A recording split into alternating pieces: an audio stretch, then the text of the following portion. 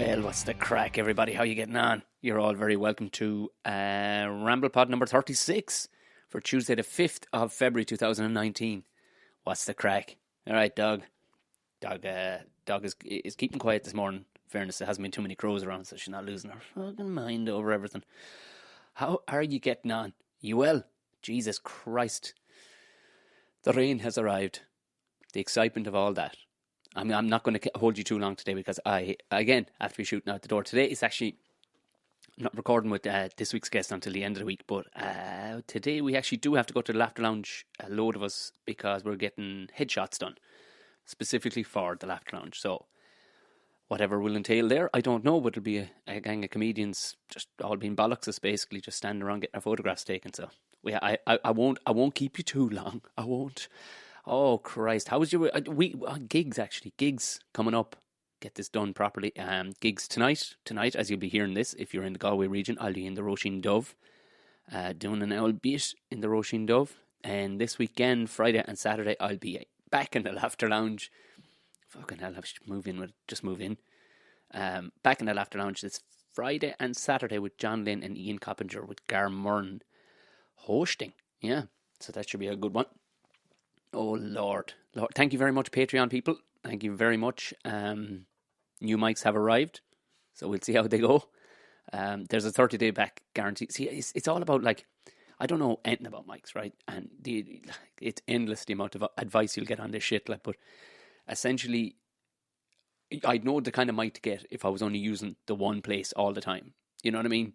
And if the room was kind of, as they say, treated, like soundproofed with those kind of speckledy yolks, essentially like egg boxes on the wall to soundproofing, I'd know exactly what type of mics to get. But given that sometimes it could be done in the fucking car, or it could be done in the Laughter Lounge, it could be done in the International, it could be done here, we're set up here, we're fine here. I have the mic for here. This is a specific one seems to be working fine for here, but let's see if they work. But thank you very much, Patreon folks, by the way. Yeah. If you do want to donate to the podcast, throw over a couple of dollars, lads. I think the minimum is $3. It'd be great if you could. If you have a PayPal account, it takes about 30 seconds. It essentially goes towards buying gear and keeping the old podcast going without it absolutely breaking the fucking bank. But sure, look it. If you don't, head over to the Tea Republic shop and buy something for yourself. If you prefer to contribute that way, I put the links in the description here. But both are quite easy. Patreon is patreon.com/Tom O'Mahony Buckshot. tearepublic.com/Tom O'Mahony Buckshot. Pretty easy to find if you can't click through the old links in the bottom of this. Jesus crashed. Where were we gigging last week? Where were we last week? Last Tuesday, I was in Limerick in UCH at the opening night of the comedy club there, the Punchline. With Dave McSavage and John Cleary and Stephen Ryan. Jesus, there's another chap, I can't remember his fucking name. Jesus, I feel like a bastard. Kept on, Brian McNally? Fuck it. Sorry, can't. No, I can't. I cannot recall that chap's name. Very nice lad. Great crowd. Opening night, great crowd on a shitty night. And I mean, UCH isn't exactly a handy, it's outside, well outside the city bounds in Castletroy. Nice big crowd, fair fucking play to you. A lot of people had never been to live comedy before, so that was a good buzz. And you could tell at the beginning people didn't know, but people were up for it, but they just didn't know really how to behave. You know what I mean? The laughing points and all the rest of it, because sometimes people just don't roar laughing in public, so people kind of need to learn that. And you could see about 5-10 minutes in, once that was kind of broken down, people started really enjoying themselves. Everybody ripped it, of course. It was, it's a fantastic, since they brought in, oh my God, if you're in the Limerick area at all, you should see what they've done. They've brought in this divide that makes it look ridiculously cozy. Even though it holds like 350 people, it looks even cozier than that. You know what I mean? It feels as cozy as like 100 people. It was quality. Genuinely enjoyed the shit out of that now, and it's just so pro as well. Like, you know what I mean? McSavage is doing a bit of dicking about at the end when he was on, and he was doing just doing an impression of Christy Moore, just dicking. And one of the lads who was on sound that night, like, was just to fuck with him a small bit, because he was giving them shit as well, like, and just to fuck with him a small bit, just as he was doing his bit about, he was just doing an impression of Christy Moore singing, and just he was at the final note of whatever he was singing. One of the guys just started just wavering his voice like on the actual. It was brilliant and put this brilliant echo behind it. It was just, you know what I mean. Everybody was involved. It was a great night. Looks like most people are going to be coming back to the following month, which is Pat McDonald and Joe Rooney. So should be tidy affair, that one. Oh Jesus Christ! I mean, it was nasty driving down, sleety wise and stuff like that, just hitting pockets of sleet. So I drove down by myself, and it was you know what I mean. It's the usual crack. Big fucking packet of peanuts and some good podcasts. That's essentially the trick to driving long distances by yourself a lot. But the sleet and stuff. I was going, sure, this will be grand. Like, you know what I mean? It's just nasty old weather, like, but it's grand. And I was bringing McSavage back to Dublin with me. Because he came down with John. John was heading on somewhere else. And coming out of the university, it was grand. Just a bit wet and a bit sleety. Holy sweet mother of Jesus. We drove up onto the motorway, just 2 miles outside of Limerick. Well, fuck me, did it snow. I mean, did it fucking... And when you're not ready for it, you know what I mean? And when was the last time I saw snow? Was March the previous year, where I've told you all about it, where I almost died every 30 fucking seconds for like 5 hours. But it was, Jesus, Mary, like, proper. And this shit is always easier by yourself. But you've McSavage, who knows nothing about driving in the passenger seat, out with his iPad. God, it's really mesmerising, isn't it? It's so mesmerising. Wow, I mean, it's... God, it's nearly hypnotic, isn't it, Tom? And I'm sitting up on the steering wheel going, Dave, can you shut the fuck up for a minute, please? He's like, wow, that's amazing. And it was getting to that point too, because it just seemed to be going uphill for about fucking 7 years. Jesus Christ almighty, just driving up out of Limerick. And it didn't really stop until about Obama Plaza. And I can tell you, at 20k out on the motorway, when you can't see the lines, you can't see the barriers, you can see nothing. Like, and snow just pelting at you. Yeah, the last thing you need is somebody going, wow, this is really mesmerising. I'm going, please don't let this weather get any worse, because if I have to pull over and the two of us have to sit in the car and I'm going to have to answer questions for 5 hours waiting for a tow truck or something. But it eased off in the end. And we did the obligatory pictures at Obama Plaza. To anybody listening outside of Dublin, President Obama once visited North Tipperary / South Offaly, a place called Moneygall. Somebody had come up with talk about a move. Some bloke had come up with a way to, I don't know, he made out that he was some way related to Obama, some which way, through some black lad who worked in Ireland as a politician, like back, like 200 years, 300 years, 200 years ago or something, and wrote a letter to Obama's administration. They jumped on it. Can you imagine the luck? Right into the President of America. Okay, not the fucking lunatics that's there now, like, but I mean, even still, just an experiment, it would never fucking happen. But they'd worked. Obama showed up a couple of months later, gave a big speech. The whole lot basically was, he was Irish now. He was Irish, and he turned up in Moneygall in his chopper. Yeah. And they pulled pints, the whole lot. If anybody didn't see it, it's mind blowing, that your man managed to pull this off. And I think for his remaining term, him and his family got invited over St. Patrick's Day over to the White House, like. But some Q tour, some absolute fucking just, you know what? These are the people who are using money right. You know what I mean? Not like some lotto winners that pissed all the time. This is somebody who had a few pounds and went, you know what we'll do, lads? We'll open a fucking petrol station and we'll call it the Obama Plaza. Huh? I think it's your man that... personally, I think it's your man that owns Supermax. I think that owns it and owns a couple other around the country. Like, there's one in Tipperary and there's a couple more. Like, I'm nearly sure it's your man Pat McDonald that owns Supermax. Like, it would stand to reason that he would own it. Because a cute tour like him, I mean... Like, how is Supermax so famous? Like, I mean, and I'd gladly take sponsorship off them, like, because I do like their chicken burgers. But, like, what the fuck? Like, their chips are dog shit. Do you know what I mean? They're frozen ass fucking, like the chips you would get in Aldi and make at home. You shouldn't be able to make shit better at home, like, you know what I mean? At least for the initial taste of it, anyway. Like, their staff, fucking hell. Some of the staff all right though, but don't stop at exit 3 on the M8. Don't bother. They're fucking animals, like. that's not being fair to all of them. But at the same time, it's all I've experienced there. It's just, yeah. It's like I was in, I was in Super Valley the other day.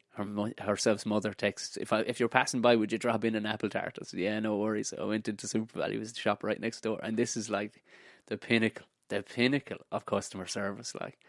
And how it varies from shop to shop, like, even if they're owned by the same crowd, like, it's, or they're under the same banner, but it's like, you can tell the boss person at the top is not even showing up to work, because I goes up to this one, and all I can find, well, apple tarts with fucking apple and berry, apple and fucking whatever. I was like, Jesus Christ, have you any normal old fucking apple? Again, to people outside, it's not some weird derogatory term for a slutty woman. What it is, essentially, a tart is another word for a pie. But for some reason, when we put fruits in it, we call it a tart. But I saw these two things, and I just went, well, there must be fucking apple tarts somewhere. It's a huge bakery section. There's this bird, like, with fucking, like, these, like Coke bottle glasses. Big ignorant fucking puss, and she'd hair growing out of a mole and everything on her face, like, and I'm like, oh jeez, you're already putting me off my croissants, because I was getting a couple of croissants, you know yourselves, lads. And I just to her, sorry, beg your pardon. She went, yeah. Yeah. I went, Jesus, all right. I'm not expecting the silver service, but at the same time, come on. Like a bloke the other day, and it was another Super Value. I'm not shopping at Super Value all the time, by the way. But I will say, if you're getting pizza bases to be making your own pizzas, Super Value have fucking quality ones. And this fella asked the other day, he was like, absolutely, no worries, buddy, come on with me.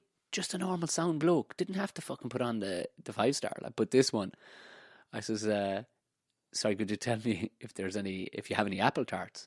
And she went, yeah, they're over there. I says, oh, sorry, those ones are just apple and berry and apple and rhubarb. She went, yeah.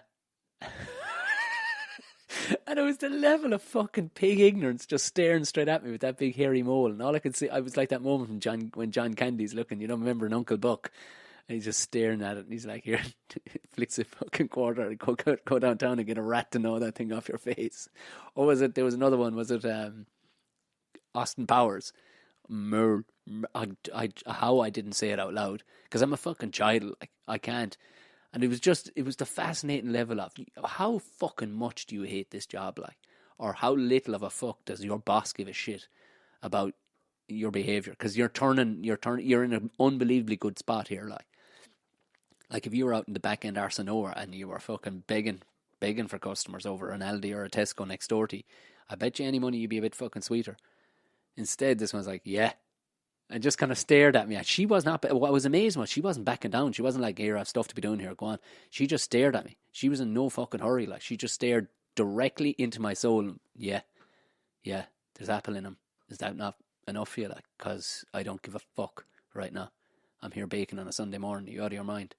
Do you know, she just didn't give two fucks. Like, do you know, that takes stones.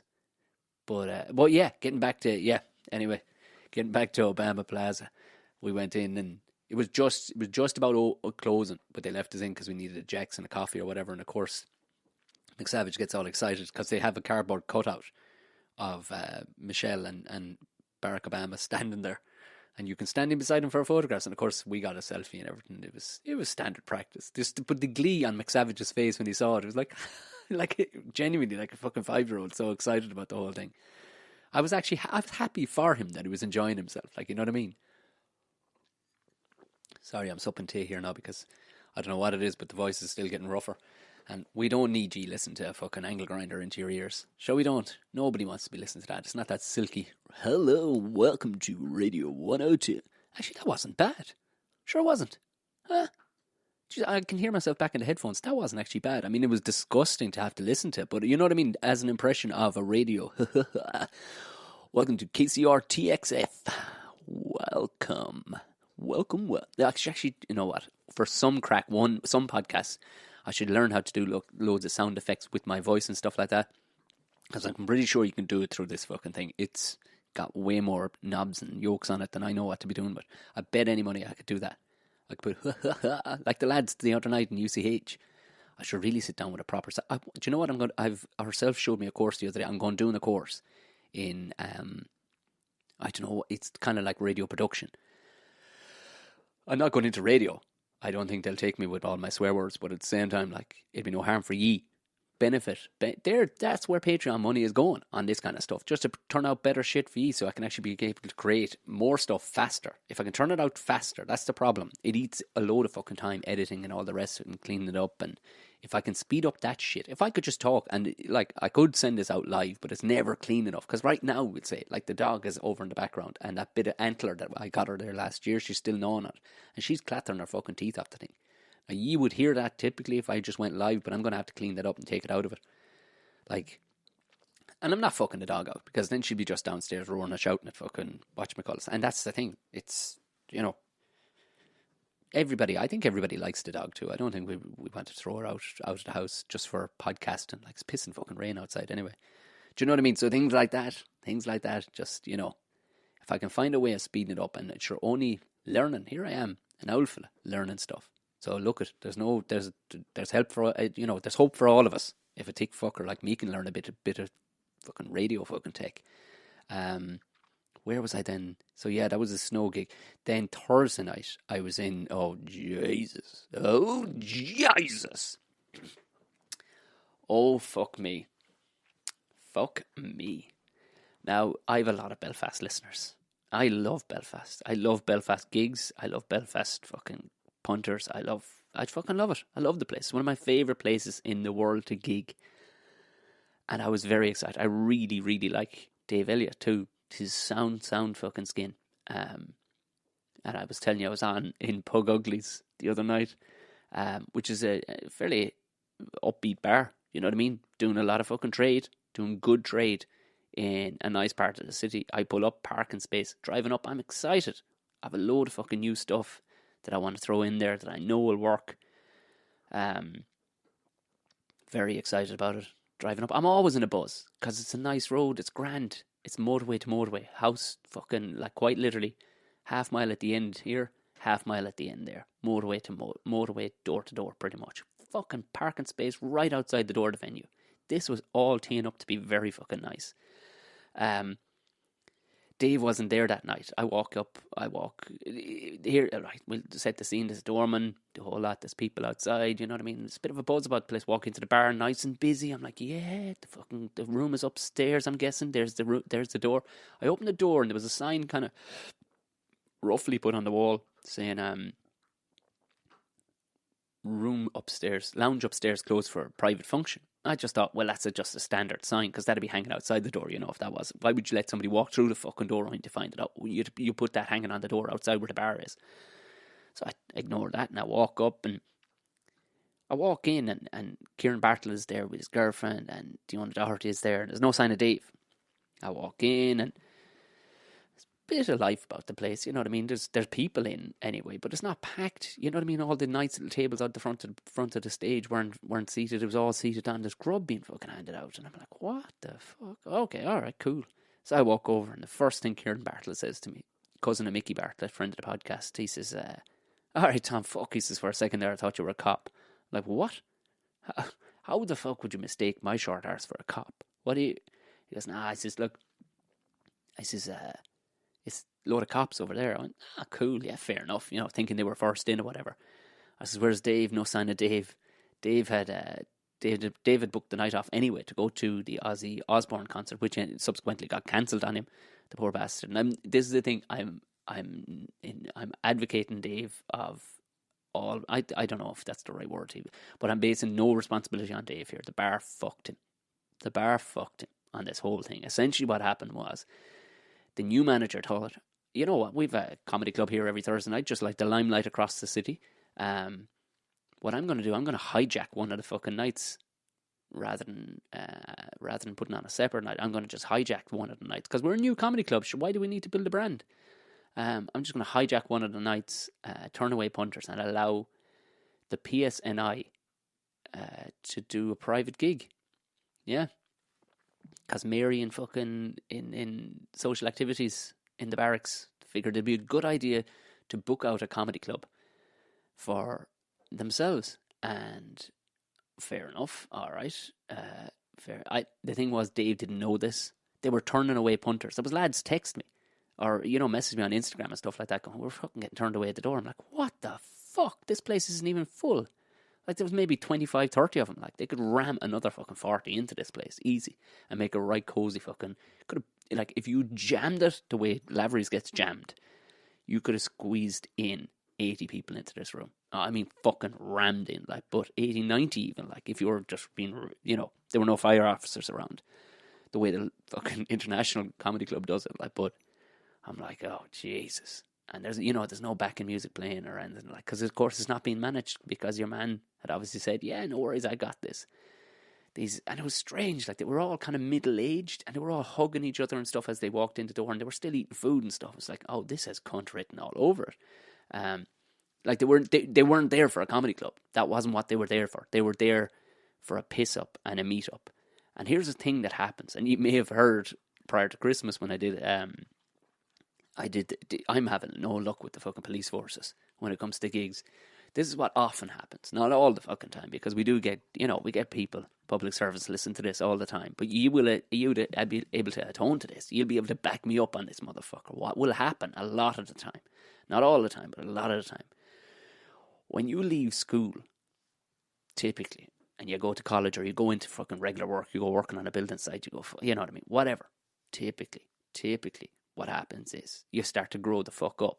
That's normally what happens. All right, dog, I know. You're passionate about this story too. I told the dog she wasn't fucking happy. That's normally what happens. And you start growing the fuck up. And as a perfect example, I'll tell you, right? I remember when we were in Limerick, there was a college called Mary I. And girls that we went to school with, we met up with, I remember one night, we were all about 21, it was like third year or whatever. And they were still behaving like young girls of like 16, 17. You know what I mean? And we weren't used to that because the girls that we were fucking in college with were growing up. You know, you're 21 at that stage. It's a fucking... You're still a bit of a gobshite, but you know what I mean? You've grown up some bit. A couple of years later, I remember being back in the town I went to school, Tipperary. Ran into a gang of teachers, and they were all giggling. Like, these are people... I'm like 24, 25. These are all in their mid to late 30s, and they're all giggling in a bar like fucking... like children. And you see, this is what can happen with any public servant job. Because twofold, right? Twofold. One... You leave school and go straight into an institution where they're going to start barking fucking orders at you, telling you what time to be in bed. Just like the fucking Garda gig. They all had to be in bed for 11:30. I mean, that's not raising adults. You're just fucking continuing somebody's childhood. That's all you're fucking doing, right? Now, I don't know how it is with nursing and teaching and all the rest, but when you're teachers, you typically just hang around with fucking children. You know, and nursing, I'm guessing nursing college is along the same fucking lines, you know what I mean? And you know, you're getting barked at by a matron or whatever. I'm not fully sure. But what I've seen is collectives of public servants tend to be quite fucking childish. Not always. Not always. You break them down. You meet a handful of them. Total fucking normal adults. But you put them in a group and you put alcohol in the fucking situation. And it seems like the other night, age makes no difference. Because these were all middle-aged motherfuckers. And the way they were carrying on. Holy sweet Jesus Christ. They did all but play fucking hopscotch. Oh, for the love of fuck, like... I'm pretty sure half of them were fucking searching for Pokemon inside the place. The fucking carry on of jumping up and down. Like, you're like, what the fuck are we doing here? Just turn up the music and pay us and we'll walk the fuck home. Because nobody here has any interest. They're all sitting down the side wall, like sitting sideways to the stage when there's like 10 of these tables perfectly laid out for sitting around the stage. And they're just talking as loud as fuck. Like, and you know what I mean?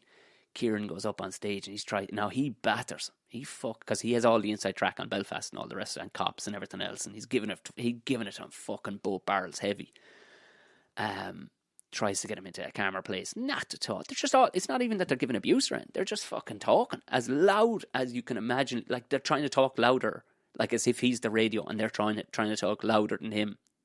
Not because they're intentionally wanting to be rude, but they're like, what's that fucking noise in the background? I need to get my point over to you. And there's some fucking noise in the background. Diona gets up, and fair fucks to her. She just glazed over, rammed through her fucking set. But it's like, you're talking to the sides of people's heads who have no fucking interest in you being there. And I'm like, I'm fucking walking. I've never walked from a gig, or because I just had flashbacks from that one at the Garda College. Like, I'm like, I can't fucking deal with this shit. These people are behaving like fucking children. So the break happens anyway. I'm like, oh, fuck me. Right. Who organised this shit? So barman, hey, who organised this shit? And at the same time, like, he's not even fucking turning up the music between them. Like, for the love of fuck, turn up some music. While there isn't anybody on stage, put some fucking music on. So I walk my ass over and I find this fella, and he's wearing like a fucking hoodie out on a night out. I'm like, oh Christ. And he says, oh, it's me fucking out, lad. Like, and I said, hey, are you running this show? He says, oh, Joe, no, who's running it now? He's looking all over his shoulder and says, oh, you're going to tell jokes now? I was, what the fuck is wrong with you? You're a grown-ass man. You've got fucking receding hairline, you fucking idiot. Like, you're like, have to be at most 5 to 10 years off retirement. And there are toddlers I could get better fucking answers out of. So I'm like, dude, are you running it here? And he says, no. I said, did you fucking book this? I only just want to know, did you book this? And he went, well, I did. Right, good man. Now, see all those tables there and see how fucking weird that moment was. You booked a comedy club. You booked a comedy club where you knew comedians would be coming, and you're not participating in the comedy club. This doesn't work like the fucking telly or the radio. You have to be involved.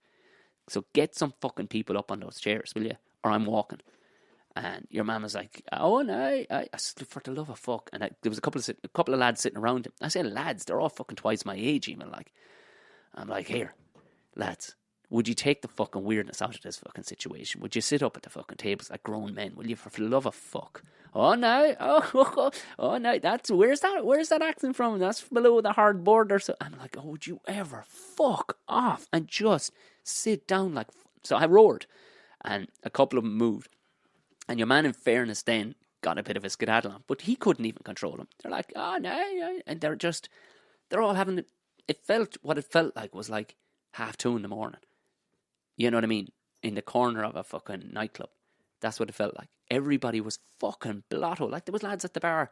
I went on stage and there was still lads at the bar shouting to each other. Hey, how you today? And you're like, you fucking... And I got a collective of about the 20. I think a collective of about 10 or 12. Like, one woman was furious. She turned to, like, the barman. She goes, are you telling me I can't talk in here? It's like, yeah, it's a fucking... You agreed. You allowed your organiser to fucking book a comedy club, you cunt. You agreed to come to a fucking comedy club where you shut the fuck up and you enjoy the comedy. But she stormed out, and it was like, how is your perspective so fucking crooked? But about 10 of them paid it somewhat of attention. But then these two fucking birds, and I say birds, like, but I mean, they were 10, 15 years older than me, and they're just talking as loud as you possibly can. They're trying to outdo me because I'm the radio.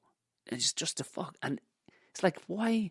My ego doesn't need this. I don't, you know what I mean? It's not an ego thing. It's a, what the fuck are you doing? This is, you're driving down the wrong side of the road. That's what you're doing in terms of law-abiding carry on in this situation. You're driving down the wrong side of the road in reverse. That's what you're doing, you fucking weirdos. It was bizarre. And poor old Dave, he had no hand or part in it. That's what, I was just fucking raging on behalf of him. And it finished shit. But, you know what I mean? It was a shit gig. But it was the fact that the fucking bar had done that to him. A load of people just walked straight over to the fucking limelight because they were out for comedy that night. They were just walked straight over. And it was like, what are you fucking doing, you fucking tick cunt? You're you're trying to fucking build a brand of a comedy club in a city that's relatively fucking small. And here you are, you've got a perfect little room. And you hijack one of the nights when it's only open a fucking wet week, like, you fucking donkey, you. Because those people won't come back. They may come back, I don't know. But if you're listening to this podcast, do go back. Because not one of those fucking cops is ever going to go back. These cons had fuck all interest in being inside there. And it was weird because, like, even the ones that were paying attention then, it was kind of this weird judgmental kind of look. Like, they all of a sudden turned real cop again. They're like, oh, hey, you're a long way from home, so you are. I'm like, oh, you fuck. What are we fucking doing here? What the fuck are we doing here? Like, so do go back to Pug Uglies, because that shit will never happen again, because Dave was fucking furious about it. So that part of that was telling my story of it, because people were messaging going, here, what's the fucking crack with that? Because I just put up an Instagram just going, here. Oh my God. Even Cormac Moore, who had me on FM, or what the fuck radio station is he with now? FM 104. I did an episode of for a Sunday night show of just the Garda shit gig, and even he messaged me straight away. He goes, "Is this another episode? Is it?" I was like, "Yeah, pretty much." But it was just a weird, like, oh no, oh, you're going to tell a joke now? Oh, what about that? You're a long way from home, hard borders. Oh no, and you're like, what the fuck? No wonder nobody fucking likes you. Why are you being such a fucking weirdo? Stop being weird. That's not how normal people behave in society, you fucking dickhead. And you'd take it if like the guard of college that night, you'd take, actually, do you know what? The young guards that night weren't the problem. It was the old fuck was the problem. That's the thing, is these institutionalized fucking children. Like the younger cops, I would imagine, are kind of they have a bit more of a fucking vibe of what's going on in reality. But it's these ones that they've signed, sealed, delivered their fucking career. They're like locked away. They don't have to associate outside of the realms of what they're working in. But it's like, are you fucking joking me? Grow the fuck up. So yeah, twofold. One, to tell the story of it, but the two, also, anybody who showed up that night, go back there. I'll be back there again. Dave is coming back to me with more dates. Needless to say, I didn't get to try any of the fucking new stuff I wanted to try, but I barely got to try even fucking old stuff. It was just, what the fuck are we doing here? What are we doing here? But in fairness, I had accepted it. I had, you see, the Garda gig was a slap in the face because I hadn't had a shit gig in 3 years, like a shit one. You know what I mean? A couple of fucking ropey ones, but a pure dog shit, like where the audience don't even want you there. Like I hadn't had one in maybe 2.5 years. So this one was a fast enough turnaround where I was like, oh, okay, I can see what's going on here. And at least I got to see two people before me, kind of see what the crack was. Yeah, so do go back. Dave has put his foot in there and he's gone, here, we can't be doing this fucking shit again. Hijacking the comedy. Put it on a fucking Wednesday night. You know what I mean? Not a Thursday night when the actual club is on. Do you know? Very short-sighted. Very short-sighted. And that was that gig. And then the fucking weekend went from bad to fucking worse. Getting bet by England. Jesus Christ. I mean, look at... Sure, I mean, there's people talking about that Wales were going to be the toughest, you know. Wales were going to be the tricky match. I mean, if you're talking about that kind of shit, like, you can't take your eye off the fucking ball. Look at that fucking monsters. And they had our number. I mean, it doesn't make Ireland a bad team overnight, like, but it, you know, they had our number, and the Ireland lads, I'd say, were listening to fucking Enya, where the other fellas were listening to fucking thrash metal in their headphones. You know what I mean? That was the two mind frames. And poor old Robbie was at sea with a few of them, like, you know what I mean? He even tweeted Simon Zebo kind of going, we kind of got smoked in the backfield, and even he liked it. It was like, yeah, we kind of got smoked. Well, we didn't. Like, it was just monsters. They just fucking, like, they had it down to a fine art. They were just, as they talk about the fine margins when it comes to sport, they did. It seemed like even chasing a kick back, you know, a lot of the English lads were just kind of loitering in around there and just blocking the fucking running line to try and get back and make a kick fucking contestable. Like, but it's just smart going.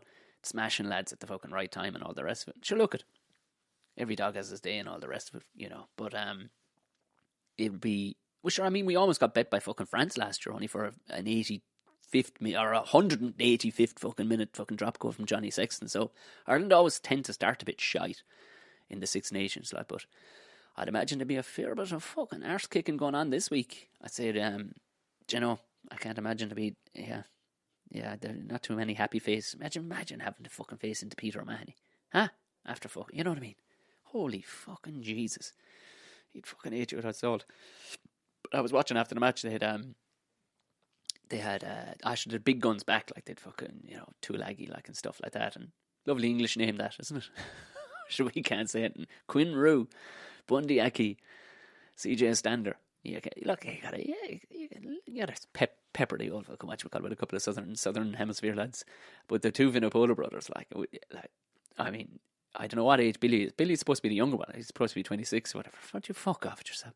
Like, some of them island boys, I'm telling you, I want to see the birth cert. Because Mako Vinopolo got fucking, I even put an Instagram post up about this, like, would you go with, because I looked and I went, he's not around that long, like, how old is he? So I just Wikipedia, and it's like 28. The guy who got, he was front row, the guy who got man in a match. I'm like, if he's fucking 28, if Mako Vinopolo is fucking 28, then if that's the case, I'm making my communion next fucking week. Are you joking me? 28? I mean, I know front row forwards' faces get a bit fucking battered, like, you know what I mean? They look like a fucking builder's thumb. A blind carpenter's thumb, as the fella says. But come here. He ain't getting that kind of fucking battering. That fucking battering is making him, he's about 44, that fucker. Would you go out of that? What the fuck? Some of them island boys and they're on birth certs now. There's a dodginess there. Lads. But fair play. It was fair play. It wasn't. There was a couple of dodgy decisions because the fucking French referee, man, Garces, cowboy, throw a fucking saddle on something there because that lad is a cowboy. And that Roman Poit, they don't do a fucking stroke during the game. They're not telling the player. They're not talking. They're not fucking saying anything. These lads are only phoning it in. The fuckers. Do you know what I mean? They're just phoning it fucking in. Your man said, no. Like, even the forward pass, clearly a forward pass. And even that, they spotted on the watch about afterwards. He was ahead of the fucking kicker. It was both forward and offside. I don't give a fuck. Like, I mean, they say, the ball, backward momentum. Fuck that. At least give it a look. Your man wouldn't even give it a fucking look. He's like, no, I do not want to look. And even the TMO bloke was like, are you sure you wouldn't want to give it a look now? No, I do not want to give it a look. It's like, fair enough. Grand, so. Okay. Do you know, poor old Keith Earl's got a fucking knee off your man fucking Itoje. Does that fucker ever shut the fuck up as well? Screaming the whole way through the fucking match. It's like, and a Carl Sinclair bollocks. Just screaming. Now you could hear O'Mahony calling him a cunt.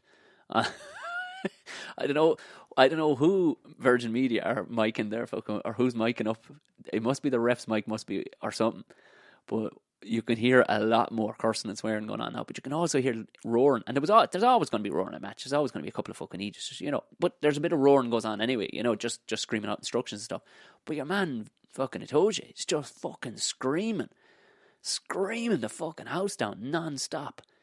It was, look, you don't want to see a fella injured, but at the same time, get off to a fucking noisy prick. Also for throwing a big dirty fucking knee into poor old Keith Earls. He wasn't right after. He wasn't fucking right after that slap. He was shook going around the fucking place. But sure, look at, with any luck now, we kicked the living shit out of Scotland. You never know. You never know. Anyway, like I always say, this isn't a fucking sports podcast. The Super Bowl was on. Yeah, I won't claim to know anything about the Super Bowl. I don't know what the fuck is going on with the Super Bowl. Look, Patriots won again. Yeah. I went to an American football match once. Bit of a fucking yawn fest now, lads, to be honest with you. The stoppages. I know it's tactical and all the rest of it, and I probably, when you're not fully invested in a game, you don't appreciate the tactics. Like, so all I saw was, this fucking thing is taking forever. You know what I mean? Like, when you watch like that, when you watch a game of hurling, that's why hurling is so popular. Because anybody can watch it and go, that's a fucking class sport. It's end-to-end shit. There's no fucking downtime at all. It's just 100 miles an hour everywhere for fucking 70 minutes, or 70-odd minutes. Even rugby, like, for people that wouldn't know what's going on, you're like fucking 5 reset scrums. There's a kicking fucking, kicking back and forth. People be yawn fest going, this is a load of shite, like, because they don't get the tactics of it. But American football, and I don't get the new popularity in the last 5 years where people are going around go Panthers. How the fuck did you pick? What? How did you pick him? How did you pick your team, like, based on what? Even a mate of mine, like Billy Anderson, who's from North Carolina, but I don't know, has he any interest in the pro game because he supports Notre Dame? But even he couldn't fully, he just kind of like the ethos of it. He's not from where it's from at all. So I don't know how the fuck you'd pick a fucking team if you're not from there, if you didn't live there, if you don't have family from there or whatever. I don't know. Like, I've a load of American cousins and sure. Look at. Take off all them out fucking pads anyway for starters. Fuck's sake, lads going around with fucking car bumpers on their fucking head. Go out of to fuck. Take off all that shit. And then let's fucking see it. I think then I could buy into it a bit more, like, because I'm just looking, it's like nothing else. What the fuck is it like? It's like, what is it like? I don't know. There's I don't know. Take off all that shit. Everybody take it off. Because people are saying, you have 300-pound lads. Fucking look at rugby. You have to cut lads in fucking half in rugby. And there's a lot of rules that come in, apparently, into American football now, where you can't be fucking pulling the heads off fellas and you can't be hitting blindsiding fellas and stuff like that. So just take off all that shit. There's no fucking need in all that shit. Although they probably have microphones inside to tell them what to do, does it? I don't know. Anyway, like I said, there's no fucking expert here, and I don't know what I'm fucking talking about, so I won't bash the sport. Oh, fucking hell. Right. Jesus Christ, I think we're coming close to 40 minutes. I need to fucking go have a shower and fucking shave and get myself presentable for these photographs. Anyway, on the news, from what I heard, and I'd like to hear confirmation from our Australian listeners, apparently there's a crocodile on the loose after a fucking flood. Jesus Christ, we think we have a bad year with an old flood, lads. You know what I mean? You can't let the cattle out onto the field for a fucking month afterwards. Fucking Australia. A fucking crocodile could eat your fucking leg if you get a flood. That's a fucking different story, isn't it? Imagine that. Bit of rain there. Fuck. Lock up the hens. The crocodiles are out. Right. Do subscribe if this is your first time listening. Give us a rating and all the rest of it. If you do fancy contributing to the podcast, it'd be great. I think I've outlined enough things for a man's sanity, enough things that you'll be paying towards if you do feel like sponsoring the podcast, because you will get obviously ad-free versions, and you do get the full back catalogue of the Tom and Jerry Show, exclusive only to Patreons. And you get you're going to get more podcasts as a result of being a Patreon. There you go. Right, I'll be back at the end of the week with another podcast with a guest and all. Enjoy yourselves, lads. Good luck.